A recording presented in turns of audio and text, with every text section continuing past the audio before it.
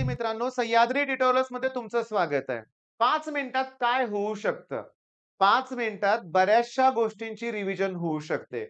एखादा डिस्टिंग्विशचा प्रश्न असेल, definition, law, name reaction, formula, diagram, derivation होऊ शकतं आणि ते आपल्याला करायचंय. म्हणजे इथून पुढे आपण क्षणभर सुद्धा वेळ वाया घालवणार नाहीये. 15 मिनिटाचा ब्रेक आहे, त्यात 5 मिनिटं वेळ आहे, तर ही आपली स्ट्रॅटेजी वापरणार आहे आपण. 5 मिनिट स्लॉट. काल एक व्हिडिओ अपलोड केलाय त्यात मी moment of inertia of a ring, मग along centre, diameter, tangent, in the plane, tangent perpendicular to the plane, 4 formula explain केले की नाही. मग आजच्या व्हिडिओमध्ये घेऊया आपण स्टोक्स लॉ. माझा फोन नंबर आहे इथं. तुम्हाला काही मनात शंका, डाऊट असेल तर नक्की विचारा. ऍप्लिकेशन आपलं डाउनलोड करा. त्यात संघर्ष बॅच क्रॅश कोर्स ऍडमिशन्स होतायत अजून देखील. तुम्ही पण वेळ वाया घालवू नका. ओके, चला.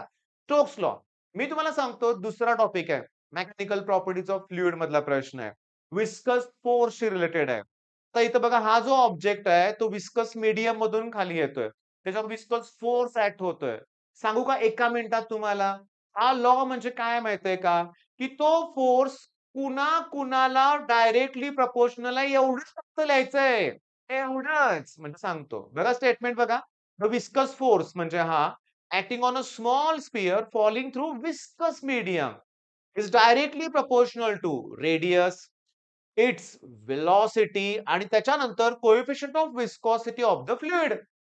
एवढंच तर स्टेटमेंट आहे. पण तुम्हाला सांगतो, इथं जो कॉन्स्टंट आहे, तो एक्सपेरिमेंट करून ऑब्टेन केलेला आहे. त्याची व्हॅल्यू आहे 6 पाय. त्यामुळे हा जो फोर्स आहे, दॅट इक्वल्स टू 6 पाय ईटा आर व्ही.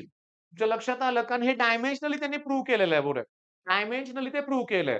आपल्याला कुठे विचारतायत? आपल्याला स्टेटमेंट. तर स्टेटमेंट तुमच्या लक्षात आलं का? 3 गोष्टी. हा जो विस्कस फोर्स आहे directly proportional to radius of the sphere, directly proportional to velocity, directly proportional to coefficient of viscosity.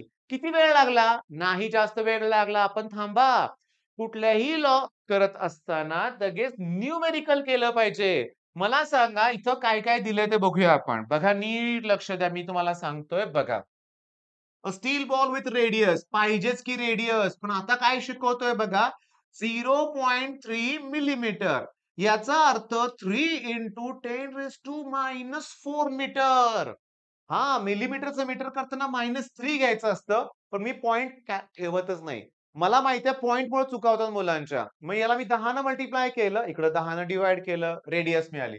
Velocity SI unit मध्येच दिलेली आहे, 2 मीटर पर सेकंद. सगळ्यात महत्वाचं कोएफिशियंट ऑफ विस्कॉसिटी सुद्धा एसआय युनिट मध्येच आहे. 0.833 newton second per metre square. आता माझ्याकडे पेपर नाहीये, पण मी तुम्हाला सांगतो बोर्डच्या एका पेपरमध्ये पहिली एमसीक्यू आहे. Which of the following is a SI unit of viscosity आणि करेक्ट आन्सर आहे newton second per metre square. मग अभ्यास कसा करायचा आहे? नुसतं स्टेटमेंट नाही पाठ करायचं. त्याच्यावरून फॉर्म्युला तयार करता आला पाहिजे. फॉर्म्युल्यामध्ये ज्या व्हॅल्यूज आहेत त्याला एसआय युनिटमध्ये कन्व्हर्ट करायला जमलं पाहिजे. आणि तुम्ही हे माझ्याबरोबर करणार आहात. ओके.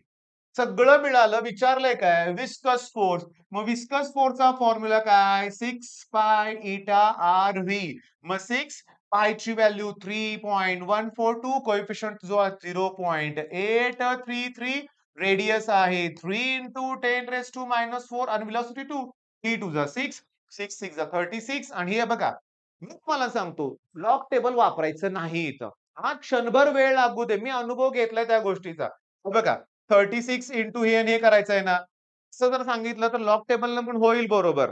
काय करावं लागेल तुम्हाला? याचा लॉग वापरा, याचा लॉग आणि हे जे 36 आहे त्याचा लॉग ॲडिशन करा, अँटी लॉग. मी लास्ट स्टेजला अनुभव घेतलाय मुलांचा. लॉग वापरता येत नाही. कॅरेक्टर्समध्ये चुका करतायत. तुम्हाला मी लॉग टेबल सेपरेटली शिकवेन बरं का. पण मी आता सल्ला काय दिला? विथआऊट लॉग टेबल साध्या बेसिक मेथडनं कॅल्क्युलेशन करा. पण आठवणीनं आलेल्या उत्तरासमोर न्यूटन लिहायला विसरू नका. आता बघा बघू किती वेळ झाला? 5 मिनिटाचाच व्हिडिओ झालेला आहे. मग मला सांगा, सांगा बघू. स्टोक्स लॉ म्हणलं की 6 पाय ईटा आर-व्ही. कॉन्स्टंट कोण आहे? 6 पाय. उरलं कोण? Eta, coefficient of viscosity. R, radius. V, velocity.